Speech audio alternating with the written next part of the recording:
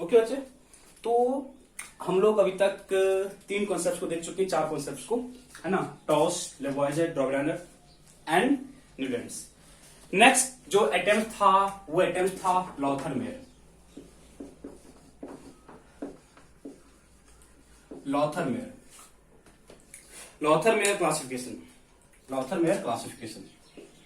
लॉथरमेयर classification, देखो ये थोड़ा सा डिफरेंट कॉन्सेप्ट से लिया क्या गया था। जो लॉथरमेयर था वो थोड़ा सा, है ना, एक अलग तरीके का कॉन्सेप्ट लेके आ गया।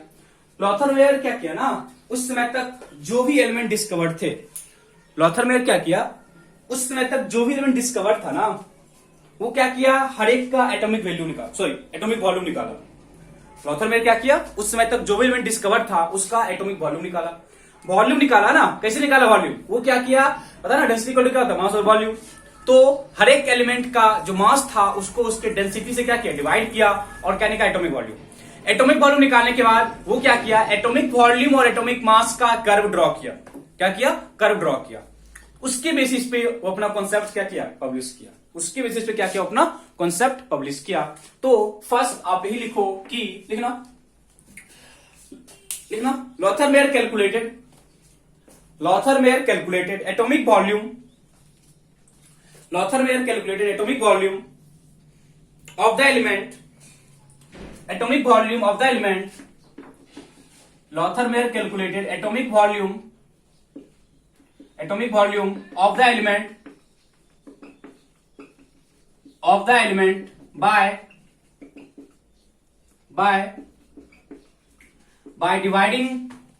by dividing their atomic mass, by dividing atomic mass with density in solid state, मतलब सॉलिड स्टेट में उस एलिमेंट का जो डेंसिटी था उसको लिया, उसको एटॉमिक मास से डिवाइड किया, तो इसका क्या है, एटॉमिक वॉल्यूम। क्या निकाला, एटॉमिक वॉल्यूम। एंड आगे इसको भी लिख लो, एटॉमिक वॉल्यूम इक्वल टू क्या, मास और डेंसिटी। एंड आगे लिखना, and he plotted a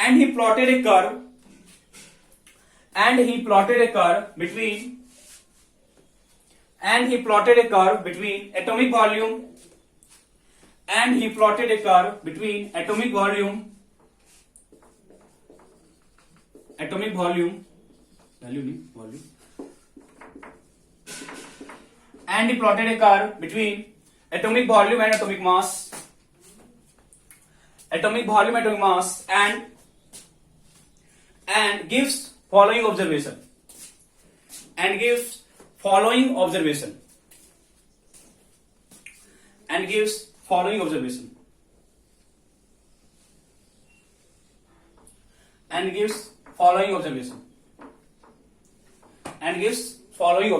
first observation लिखना, and gives following observation में फर्स्ट ऑब्जर्वेशन लेना।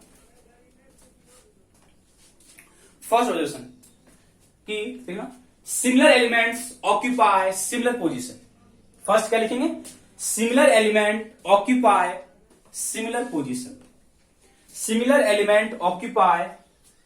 पोजीशन, क्या लिखेंगे, similar element occupy similar position. ठीक है, फर्स्ट पॉइंट। सेकेंड पॉइंट लिखना, second point, alkali metal occupy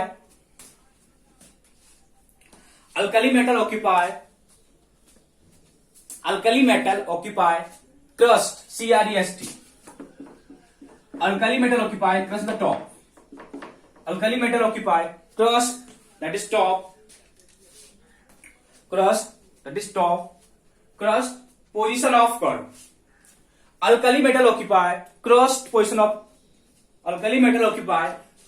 CREST the top, मतलब जो कर्व है, कर्व का जो टॉप पॉइंट है, उसको कौन ऑक्यूपाई किया, जो कर्व का टॉप पॉइंट है, सपोज ये टॉप पॉइंट है, ये टॉप पॉइंट है और ये टॉप पॉइंट है, इसको कौन ऑक्यूपाई किया, अल्कली मेटल। कौन ऑक्यूपाई किया, alkali, that is lithium, sodium, potassium, आगे जाएगा तो रुबिडियम आ जाएगा। ठीक है, तो क्या किया, similar element occupy similar position. Next क्या बोला, जो अल्कली मेटल है वो कहां पे आ रहे हैं, टॉप पे। अल्कली मेटल कहां पे आ रहे हैं, टॉप पोजीशन पे। अल्कली मेटल कहां पे आ रहे हैं, टॉप पोजीशन पे। Next third point, alkyl metal occupy top position that is crust. जो क्रस्ट है उसको क्या बोलते हैं, जो होता है ना किसी भी कर्व का जो टॉप मोस्ट पॉइंट है उसको क्या बोलते हैं, क्रस्ट। नेक्स्ट लिखना second point, alkaline earth metal, alkaline earth metal, alkaline earth metal occupy the position, alkaline earth metal occupy the position, occupy the position in the middle of, occupy the position in the middle of,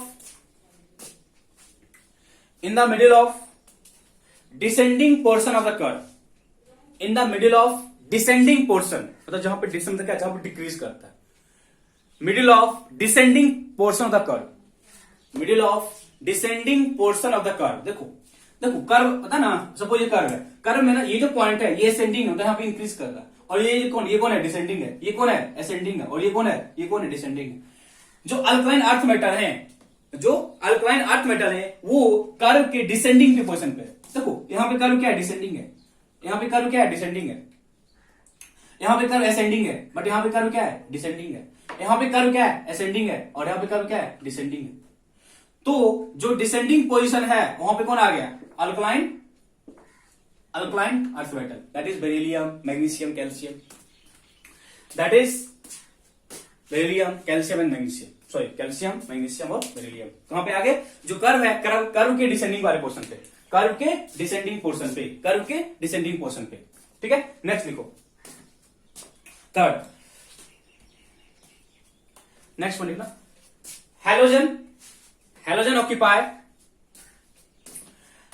halogen occupy in the ascending portion of the curve, halogen occupy middle करना, halogen occupy middle position of, halogen occupy middle position of, occupy middle position of ascending, middle position of ascending portion of curve, middle position of ascending portion of curve, middle position of ascending portion of the curve, ascending portion of the curve। देखो मतलब जहां graph increase कर रहा है, तो graph यहाँ पे increase कर रहा है ना, ग्राफ यहाँ क्या कर रहा है, इंक्रीज कर रहा है, यहाँ पे फ्लोरीन होगा, यहाँ पे क्या होगा, क्लोरीन होगा, आगे जाएगा तो क्या होगा, ब्रोमीन आ जाएगा, आगे क्या आएगा, ब्रोमीन आएगा, ठीक है। तो जो ग्राफ का जो असेंडिंग है वहां पे कौन है, हाइड्रोजन, और जो ग्राफ का डिसेंडिंग है वहां पे कौन है, अल्कलाइन, और जो ग्राफ का टॉप है वहां पे कौन है, अल्कली, ग्राफ के टॉप पे कौन है, अल्कली, ग्राफ के टॉप पे कौन है, अल्कली। आगे लिखो नेक्स्ट पॉइंट, ट्रांजिशन मेटल, बताएंगे व्हाट इज ट्रांजिशन मेटल, हम डिस्कस करेंगे व्हाट इज ट्रांजिशन मेटल बाद में, जब हम लोग है ना मॉडर्न वाले पार्ट आएंगे तो। Transition metal occupy bottom most position of the curve, transition metal occupy bottom position of the curve, transition metal occupy bottom position of the curve, bottom most करो या bottom बोलो, occupy bottom most position of the curve, bottom most position of the curve, okay। मतलब ये वाला part जो है ना bottom, ये पार्ट जो है, ये पार्ट जो है, और ये जो पार्ट जो है, ये पार्ट है, मतलब है ना स्कैंडियम है, टाइटेनियम है, वेनेडियम है, बहुत सारे हैं, उतना हम लिखेंगे नहीं, बिकॉज अभी मेरे को आइडिया नहीं है what is transition metal, what is transition, इसका हमको आइडिया नहीं है, बट इसका कोई प्रैक्टिकल यूटिलिटी नहीं है, बताएंगे अभी जस्ट पॉइंट लिखाएंगे, ठीक है। तो जो देखो कभी पूछेगा लॉथरवेयर का, कभी ना ग्राफ में आपको जेई मेंस के सिलेबस आ सकता है, ग्राफ दे देगा, ग्राफ पूछेगा यहाँ पे कौन सा एलिमेंट, याद रखना आ सकता है क्वेश्चन, ग्राफ देके अकॉर्डिंग टू लॉथरवेयर यहाँ पे कौन कौन सा एलिमेंट होगा, तो आप याद रखना, जो टॉप है अल्कली के लिए, जो है ना बॉटम है किसके लिए, ट्रांजिशन के लिए, असेंडिंग पे हाइड्रोजन, डिसेंडिंग पे अल्कलाइन, जो इसका कॉन्सेप्ट क्वेश्चन कॉन्सेप्ट के अकॉर्डिंग बनता है, जो उसका अटेम्प्ट था उस पर क्वेश्चन पूछेगा, आपको उसके बियॉन्ड नहीं जाएगा, बियॉन्ड आ जाएगा मॉडर्न में, but limited part according to history है तकेगा जिसका कॉन्सेप्ट था। जैसे डब्राइनर का कौन सा जो ट्रेड है वो अकॉर्डिंग टू डब्राइनर नहीं है, न्यूलैंड्स लॉ ऑफ ऑक्टेट कहां तक वैलिड था, अप टू कैल्शियम, ठीक है। हाइड्रोजन के लिए पोजीशन ऑक्यूपाई नहीं कराया, सॉरी इसके लिए इनर्ट गैस के लिए, किसके वर्क किया था, मेटल एलिमेंट के लिए, ठीक है। तो इसका कर्व था। अब ऐसा क्या ना कि अब यदि हम लॉथरवेयर के कॉन्सेप्ट को फॉलो करें, यदि हम लॉथरवेयर के कॉन्सेप्ट को फॉलो करें, बच्चे हमेशा हमें क्या करना पड़ेगा, हमेशा हमें एटॉमिक वॉल्यूम निकालना पड़ेगा बाय डिवाइडिंग मास, किसको, मास को डेंसिटी डिवाइड करके हम क्या निकालना पड़ेगा, एटॉमिक वॉल्यूम निकालना पड़ेगा। अब तुम दिमाग लगाओ, हर जगह आपको निकालना होगा एटॉमिक वॉल्यूम, देन आपको कर्व ड्रॉ करना पड़ेगा, देन प्रॉपर्टी को स्टडी करना पड़ेगा। बहुत ही क्रिटिकल कॉन्सेप्ट है, बहुत ही क्रिटिकल कॉन्सेप्ट है। तो इन पीरियोडिक टेबल इतना कुछ आपको करना नहीं है, ठीक है। तो सिंपली इस कॉन्सेप्ट का कोई प्रैक्टिकल यूटिलिटी है ही नहीं, इस कॉन्सेप्ट का कोई प्रैक्टिकल यूटिलिटी है ही नहीं, मतलब इसका कोई प्रैक्टिकल सिग्निफिकेंस नहीं है। सिंपल बोला, सही है, कॉन्सेप्ट वर्क कर रहा है, क्योंकि जो है ना, जो कॉन्सेप्ट बोला उसके अकॉर्डिंग जो है ना सिमिलर पोजीशन है, वहां पे सिमिलर एलिमेंट आ रहा है देखो ना, टॉप पे है, बॉटम पे है, असेंडिंग पे है, डिसेंडिंग पे है। बट इसका कोई प्रैक्टिकल यूटिलिटी नहीं है, क्योंकि हर जगह आपको एटॉमिक वॉल्यूम निकालना पड़ेगा, फिर कर्व ड्रॉ करो, फिर प्रॉपर्टी को स्टडी करो, कोई सिग्निफिकेंस नहीं है। ड्रॉबैक बस लिखना, ड्रॉबैक करके लिखना, लॉथर-मेयर कर्व या लॉथर-मेयर क्लासिफिकेशन करना। Lothar Meyer classification has no practical utility. Lothar Meyer curve, sorry curve नहीं, classification, Lothar Meyer classification, Lothar Meyer classification has no, Lothar Meyer classification has no practical utility. Lothar Meyer classification has no practical utility, practical utility. But बच्चे, ये इस चीज को बता दिया था कि जो पीरियोडिक क्लासिफिकेशन ऑफ एलिमेंट है वो एटॉमिक मास का, वो क्या है, एटॉमिक मास का क्या है, पीरियोडिक प्रॉपर्टीज है। सॉरी, पीरियोडिक प्रॉपर्टीज जो है वो एटॉमिक मास पे डिपेंड करता है। वो क्या था, एटॉमिक मास पे डिपेंड करता है, क्योंकि एटॉमिक वॉल्यूम कौन वहां था, जब वो एटॉमिक वॉल्यूम वहां था, तो एटॉमिक वॉल्यूम एक फिजिकल प्रॉपर्टी है। वो क्या है, एक फिजिकल प्रॉपर्टी है। इट मीन पीरियोडिक फंक्शन जो है वो फिजिकल प्रॉपर्टी पे डिपेंड करता है, ठीक है। नेक्स्ट एंड मोस्ट इंपोर्टेंट जो क्लासिफिकेशन था वो आता है मेंडलीफ। सबसे इंपोर्टेंट है मेंडलीफ कॉन्सेप्ट या क्लासिफिकेशन, बराबर है। मेंडलीफ कॉन्सेप्ट कर लो या मेंडलीफ क्लासिफिकेशन कर लो, कोई फर्क नहीं पड़ता है। मेंडलीफ क्लासिफिकेशन और मेंडलीफ कर्व, कॉन्सेप्ट या क्लासिफिकेशन डजंट मैटर। तो बच्चे देखते हो ना, जो मॉडर्न पीरियोडिक टेबल है, जो मॉडर्न पीरियोडिक टेबल है, उसका सबसे बड़ा जो होता है ना क्रेडिट, वो मेंडलीफ को ही जाता है। क्योंकि है ना मॉडर्न के कॉन्सेप्ट जो आपको देखते हो ना, मॉडर्न पीटी में जो भी आपके है ना फंडामेंटल्स हैं या जो भी वहां पे लॉजिक्स है, उसके बारे में मेंडलीफ बहुत मैक्सिमम एक्सटेंट तक बता दिया था। मैक्सिमम एक्सटेंट तक क्या कहता, वो इस चीज को बता दिया था कि मॉडर्न पीरियोडिक टेबल में जो एलिमेंट्स थे वो किस तरह से अरेंज हैं, उसके बारे में जो है ना प्रिडिक्शन था, वो मैक्सिमम जो क्रेडिट है वो मेंडलीफ को ही जाता है, ठीक है। तो मेंडलीफ का बस एक ही गलती था बच्चे, वो एटॉमिक मास को बेस मान लिया था। वो एटॉमिक मास के कॉन्सेप्ट्स को मान के अपना टेबल अरेंज कर लिया था, ठीक है। और अभी देखते हो ना आप अपने पीरियोडिक टेबल में कि हॉरिजॉन्टल रो है, वर्टिकल कॉलम है, इस सब के बारे में मेंडलीफ बता दिया था पहले, ठीक है।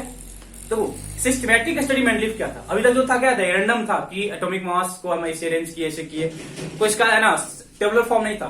But Mendeleev is the first scientist which gives tabular idea, a tabular form of periodic table. That is in his periodic table he gives vertical column and horizontal row, and उसमें elements को क्या किया, arrange किया। क्या किया, elements को arrange किया। लेकिन मेंडलीफ में according to Mendeleev periodic properties of element, according to Mendeleev, periodic properties of element, according to Mendeleev, periodic properties of element are periodic function of, periodic properties of element are periodic function of, periodic properties of element are periodic function of, periodic properties of element are periodic function of their atomic mass, periodic function of their atomic mass, periodic function of their atomic mass। देखो इस चीज को है ना Newton से बोला था, but उसका जो कॉन्सेप्ट था वो उतना उस एक्सटेंट तक वैलिड नहीं था, मतलब बहुत कम एलिमेंट के लिए वैलिड था, ठीक है। बट ये जब दिया था तो इसको प्रैक्टिकल प्रूव भी किया था कि जो पीरियोडिक फंक्शन है, बट कुछ जगह ड्रॉबैक्स आ गए थे, हम हर चीज को एक्सप्लेन करेंगे, ठीक है। नेक्स्ट फर्स्ट पॉइंट लिख लेते, फर्स्ट पॉइंट। सेकंड देखो मेंडलीफ क्या क्या ना, जब इनिशियल अपना टेबल बनाया था ना, तो ना क्या किया था ना, 12 वर्टिकल कॉलम लिया था। वो इनिशियल क्या किया था, वो इनिशियली क्या था, 12 वर्टिकल कॉलम है तो उसको ग्रुप बोला था, और 7 क्या था, हॉरिजॉन्टल रो था, उसको क्या बोला, पीरियड। अभी भी हम पढ़ते क्या, अभी भी बच्चे हमारे पीरियोडिक टेबल में 7 हॉरिजॉन्टल रो ही है, बट वर्टिकल कॉलम कितना, 18। तो इनिशियली देखो, इनिशियली ये क्या किया ना, इनिशियली क्या किया, ये कितना लिया, 12 वर्टिकल कॉलम। बाद में क्या किया ना, वो उसको थोड़ा सा सिंप्लीफाई किया। बाद में क्या किया ना, वो ना 7 हॉरिजॉन्टल, सॉरी जो था ना 7 वर्टिकल कॉलम, 7 वर्टिकल कॉलम को 2 पार्ट में क्लासिफाई किया, क्लास ए क्लास बी, ए और बी में क्लासिफाई कर दिया। देन एक 8 था, 8 में वो 3 एलिमेंट का पेयर लिया था। 8 में क्या किया, वो 3 एलिमेंट को पेयर लिया था। और एक था 0, that is for inert gas. हम लिखते हैं इसको, देखना आप देखोगे एनसीईआरटी ना, देखना एनसीईआरटी में जो इसका टेबल है उसमें शुरू में 7 है, 7 को 2 पार्ट में क्लासिफाई किया, 1 और 2 लिखा हुआ है, ए और बी पार्ट। 8 में वो 3 एलिमेंट को रखा हुआ है, और एक 0 किसके लिए है, वो इनर्ट गैस के लिए। 0 किसके लिए, इनर्ट गैस के लिए। पहले हम चीज लिखते हैं, फिर उसको क्लास देख बताएंगे। लिखना, in the original periodic table, in the original periodic table of Mendeleev, in the original periodic table of Mendeleev, there are 12 vertical column. In the original periodic table of Mendeleev, there are 12 vertical column called group. 12 vertical column called group. 12 vertical column called group, and 7 horizontal row called period. And 7 horizontal row called period. 7 horizontal row called period. And 7 horizontal row called period. But in the modified form, of his periodic table, but in the modified form of his periodic table, but in the modified form of his periodic table, there are 9 vertical column. There are 9 vertical column. 9 vertical column and 7 horizontal row. 9 vertical column and 7 horizontal row. 9 vertical column and 7 horizontal row. देखो कैसे क्या था वो, देखो हम क्या बोले, 7, first, second, third, fourth, fifth, sixth and 7। 7 लिया वर्टिकल कॉलम ऐसे, एक 8 अलग से हो रहा है, 8वां अलग से हो रहा है, और लास्ट 0, लास्ट क्या था 0। अब इन सारे में ना वो 2 पार्ट कर दिया, ए और बी। इन सारे में क्या किया, वो 2 पार्ट कर दिया, ए और बी। बता, 7 था उसको 2 किया, कितना हो जाएगा, 14। और जो 8वां ग्रुप था ना, इसमें वो 3 एलिमेंट को लेके आया, एलिमेंट ए बी, सॉरी ऐसे कर लो ना, 1 2 3। 8 में क्या किया, वो 3 एलिमेंट को पुट किया, कितना हो गया, 14, 3 कितना, 17। और 0 जो है वो 0 किसके लिए है, इनर्ट गैस के लिए। 0 किसके लिए बोला, वो इनर्ट गैस के लिए बोला। 0 किसके लिए बोला, वो इनर्ट गैस के लिए। अब देखो कौन करो, कितना हो गया, 18 आ जाएगा, कौन करो ना। 7 को 2 पार्ट में क्लासिफाई किया, 7 में कितना हो गया, 14। 8वां में क्या किया, देखो ना, आप देखो जब एनसीईआरटी खोलोगे ना, देखो एनसीईआरटी में 7 में 2 लिखा हुआ, ए बी करके ना, उसमें 2 एलिमेंट को पुट किया हुआ है, 2 कॉलम है ना, एक कॉलम ऐसे, एक कॉलम ऐसे रखा हुआ, 2 एलिमेंट था, ठीक है। 8वें में देखना 3 एलिमेंट रखा हुआ है, और 0 that is for noble gas. इधर आप देखोगे 7 को 2 पार्ट में 14 हो जाएगा, 15 थोड़ा 17, और किसके लिए, 18 के लिए।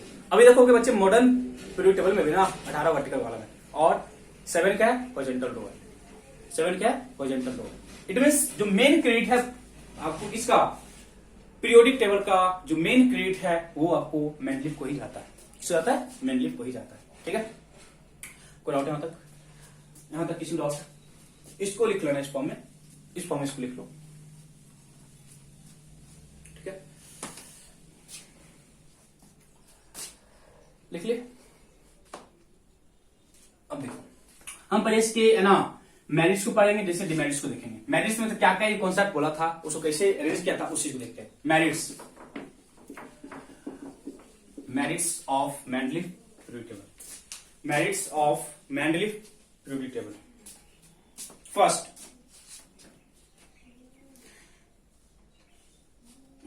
पॉइंट लिख लो, ही सिस्टमाइज्ड and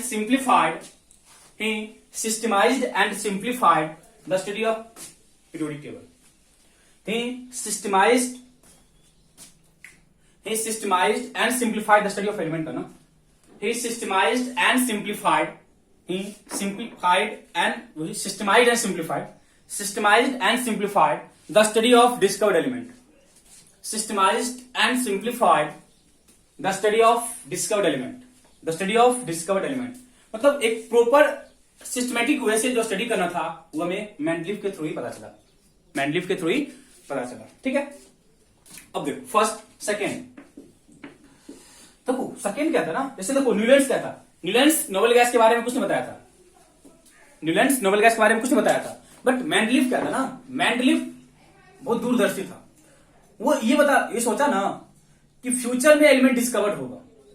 उसका दिमाग काम किया कि जब डोबराना किया था इतना एलिमेंट डिस्कवर्ड था. एलिमेंट पूछेगा नहीं ना. At the time of Dobereiner total 33 element discovered था. At the time of Newlands total 56 and at the time of Mendeleev total 63 element discovered था. तो ये सोचा एलिमेंट तो नंबर इंक्रीज करा, लेकिन फ्यूचर में एलिमेंट क्या होगा, डिस्कवर्ड होगा. फ्यूचर में एलिमेंट क्या होगा, डिस्कवर्ड होगा. तो ये क्या किया, वो सोचा कि यदि फ्यूचर में कोई एलिमेंट डिस्कवर्ड होगा तो उसके लिए वो जगह छोड़ दिया. उसके लिए क्या किया, वो जगह छोड़ दिया. और वो बोला कि जो फ्यूचर में कुछ एलिमेंट है जो डिस्कवर्ड होगा उसकी जो प्रॉपर्टी होगी वो उस समय तक जो एलिमेंट डिस्कवर्ड था उसके सिमिलर होगा.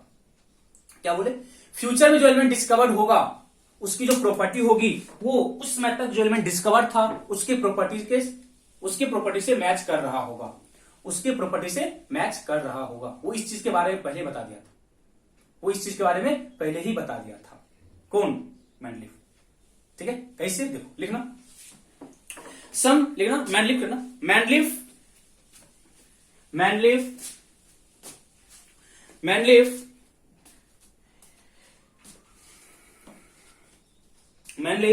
in his, लिखना Mendeleev in his periodic table. Mendeleev in his periodic table leave some vacant space. Mendeleev in his periodic table leave some vacant space for the discovery of new element. For the discovery of new element, and their name is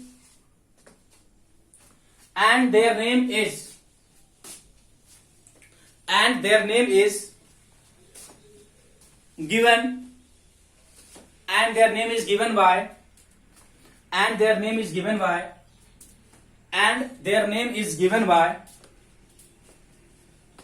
by attached prefix eka, given by attached prefix eka, ek, then is given by prefix eka to the discovered element. Prefix eka to the discovered element, मतलब जो element discovered था ना उसमें एक prefix एका लगा के new element के नाम के बारे में बता दिया था. प्रीफिक्स एका to the discovered element. Prefix एका टू द डिस्कवर्ड एलिमेंट. देखो कैसे बताया था. लेकिन उस समय तक सिलिकॉन डिस्कवर्ड था तो सिलिकॉन के आगे क्या लगा दिया, एका सिलिकॉन. क्या बोला, एका सिलिकॉन है. एका सिलिकॉन को हम लेटेस्ट में जर्मेनियम बोलते हैं. एका सिलिकॉन को हम लेटेस्ट में क्या बोलते हैं, जर्मेनियम. ठीक है. एका एल्युमिनियम को हम लेटेस्ट में क्या बोलते हैं, गैलियम. क्या बोलते हैं, गैलियम. एका बोरोन हम बोलते हैं लेटेस्ट में स्कैंडियम. क्या बोलते हैं, स्कैंडियम. ठीक है. एका बोरोन क्या बोलते हैं, स्कैंडियम. एंड एका मैग्नीज Mn को बोलते हैं हम टेक्टिनियम, Tc, टेक्टिनियम. नाम पे मत जाओ अभी, जब आप पूरा कर लोगे नाम अपने आपको पता चल जाएगा. नाम पे मत जाओ, जब हम पूरा कर लेंगे then आपको नाम का आइडिया आ जाएगा. देखो क्या था मेरिट्स में, हर एलिमेंट का, देखो हम क्या बोले, गैलियम डिस्कवर नहीं था बट क्या बोला, गैलियम डिस्कवर्ड होगा उसकी जो प्रॉपर्टी होगी वो क्या होगी, सिमिलर से सिलिकॉन से क्या करेगी, मैच करेगी. गैलियम डिस्कवर नहीं था बट एल्युमिनियम क्या था, डिस्कवर था. वो क्या बोला, फ्यूचर में कोई एलिमेंट डिस्कवर्ड होगा उसकी जो प्रॉपर्टी होगी वो एल्युमिनियम से क्या करेगी, मैच करेगी. तो अभी भी आप देखते होगे ना गैलियम और एल्युमिनियम एक ही ग्रुप में आते हैं. स्कैंडियम डिस्कवर नहीं था बट क्या बोला, बोरोन की जो प्रॉपर्टी है वो स्केंडियम से क्या करेगी, मैच करेगी, और जो टेक्टिनियम है उसकी जो प्रॉपर्टी है वो मैग्नीज से मैच करेगी। क्या करेगी, मैग्नीज से मैच करेगी। ठीक है, तो देखो ये जो एलिमेंट है, ये एलिमेंट उस समय तक डिस्कवर था, ये एलिमेंट उस समय तक क्या था, डिस्कवर था, और ये एलिमेंट उस समय तक डिस्कवर नहीं था, ये एलिमेंट उस समय तक डिस्कवर नहीं था। तो क्या बोला, ये जो एलिमेंट है इसकी property boron, aluminium, sorry silicon, aluminium, boron और मैग्नीज के बराबर होगा। तो नाम कैसे किया, नाम क्या किया, उस समय तक जो डिस्कवर था उसके आगे प्रीफिक्स एका लगा दिया, उसके आगे क्या किया, एक प्रीफिक्स एका लगा दिया, और क्या बोला, जो एलिमेंट डिस्कवर्ड होगा उसकी प्रॉपर्टी इसके बराबर होगा, किसके, जो एलिमेंट उस समय तक डिस्कवर्ड था। ओके, इसको जैसे क्या करो, नोट कर लो, इसको जल्दी से क्या करो, नोट कर लो। ठीक है, कर लिए। Silicon, germanium, aluminium, gallium, silicon, germanium. देखो अब आप देखोगे ना, इतना पता होगा आपको, ये सारे एलिमेंट एक ही ग्रुप में आते हैं। दिक्कत बोरोन और स्कैंडियम है, स्कैंडियम डी ब्लॉक में आता है, बोरोन कहां पे आता है, पी ब्लॉक में आता है। ठीक है, बट प्रॉपर्टी मोस्टली मैच कर जाती है। ठीक है, लिख लिए, स्कैंडियम प्लस में होता है, बोरोन प्लस में होता है। ठीक है, देखेंगे सब बाद में। ठीक है, ओके, नेक्स्ट थर्ड लिखना, थर्ड मेरिट लिखना, लिखना, ही correct atomic mass, he correct atomic mass of some element, he correct atomic mass of some element, he correct atomic mass of some element, he correct atomic mass of some element। जैसे सबसे important है beryllium, जो NCERT आपको दिया होता है, beryllium का atomic mass उस समय तक 13.5 था, इसको करेक्ट करके 9 पे लाया। बेरिलियम का एटॉमिक मास उस समय तक 13.5 था, उसको सही करके कहां पे लाया, 9 पे। कहां पे लाया, 9 पे। ये बहुत इंपॉर्टेंट थिंग है, ये आपको एनसीईआरटी में है। जब एनसीईआरटी में है तो आपको रट्टा लगाना पड़ेगा, पूछेगा कि किस एलिमेंट का एटॉमिक मास सही किया था, कौन, मेंडलीफ। किसका सही किया था, मेंडलीफ। किसका, बेरिलियम का। कितना, 13.5 से कहां ले गया था, 13.5 से कहां ले गया था, 9 पे। ठीक है, और बहुत सारे एलिमेंट जिसका है ना, बहुत सारे एलिमेंट जिसका वो है ना सही क्या था टोमास, यूरेनियम। क्या, uranium, beryllium, indium, iron, indium, platinum, gold. Indium, platinum और गोल्ड, ये इतने एलिमेंट का एटॉमिक मास वो सही किया था। BE beryllium,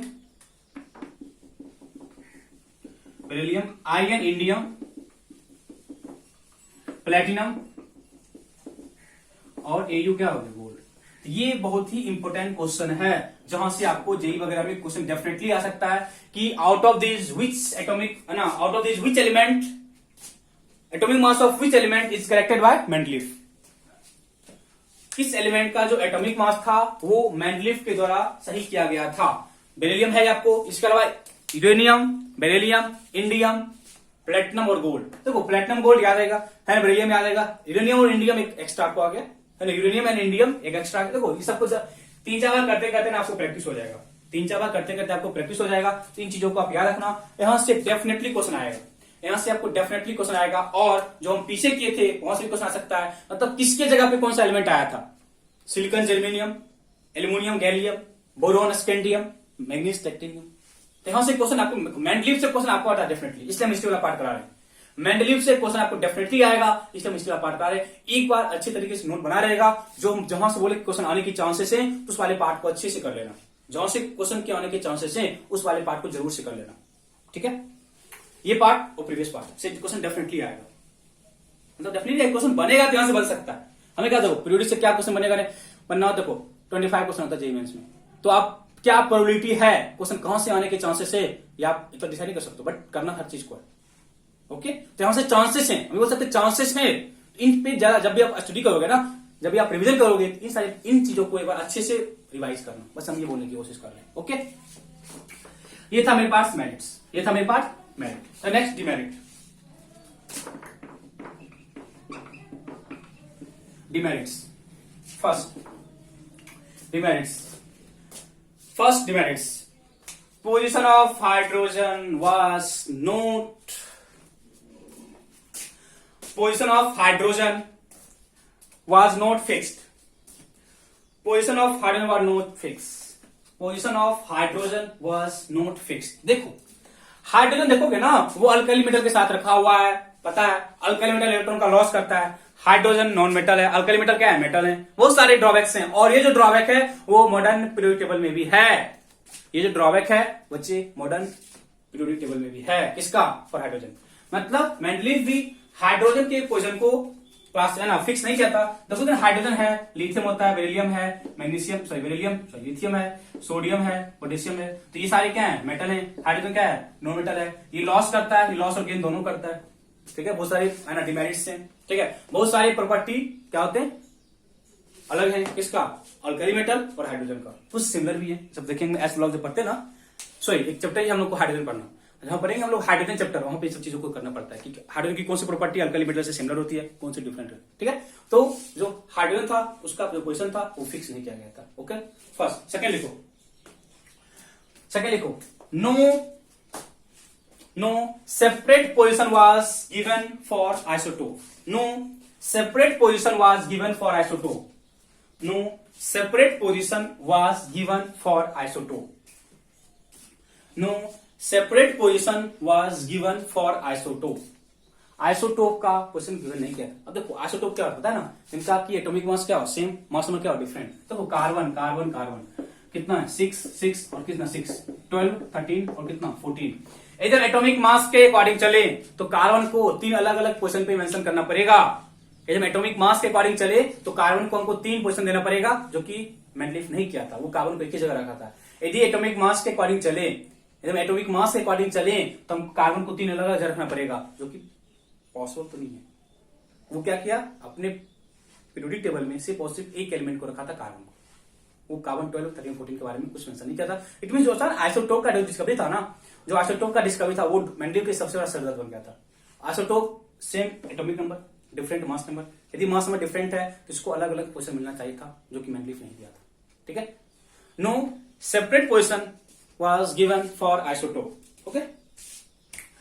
Next one anomalous position of lanthanide and actinide. Anomalous position of lanthanide and actinide. बाद में बात करेंगे what is lanthanide and what is actinide. Lanthanide और एक्टिनाइड क्या है उसके बारे में हम बाद में डिस्कस करेंगे। बस देख लो कि लेंथेनाइड और एक्टिनाइड का भी जो पोजीशन था वो फिक्स नहीं किया गया था, ठीक, वो फिक्स नहीं किया गया था। लास्ट वन, ठीक है।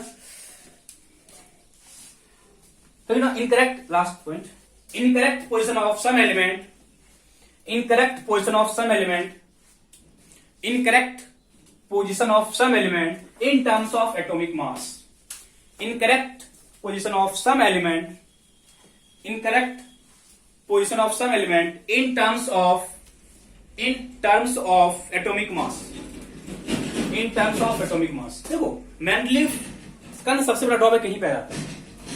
वो एटॉमिक मास वो क्या बोला कि जो मेरा जो पीरियड है ना, जो मेरा क्लासिफिकेशन है ना, वो एटॉमिक मास पे बेस्ड है। बट बहुत जगह क्या किया ना, बहुत जगह ये क्या किया ना, प्रॉपर्टी को सिमिलर करने के चक्कर में एटॉमिक मास को उल्टा पुल्टा रख दिया। प्रॉपर्टी को सिमिलर करने के चक्कर में एटॉमिक मास को उल्टा पुल्टा रख दिया, वो इसका बहुत बड़ा ड्रॉबैक बन गया। इसका बहुत बड़ा ड्रॉबैक बन गया। देखो बहुत सारे ऐसे देखो एनसीईआरटी जो एनसीईआरटी में सबसे इंपॉर्टेंट है, आयोडीन का जो एटॉमिक मास है, और एक होता है ना टेलोरियम, एक क्या है टेलोरियम। बच्चे आयोडीन का जो एटॉमिक मास है वो 126.9 है और इसका 127 पॉइंट समथिंग है, 127.6 है।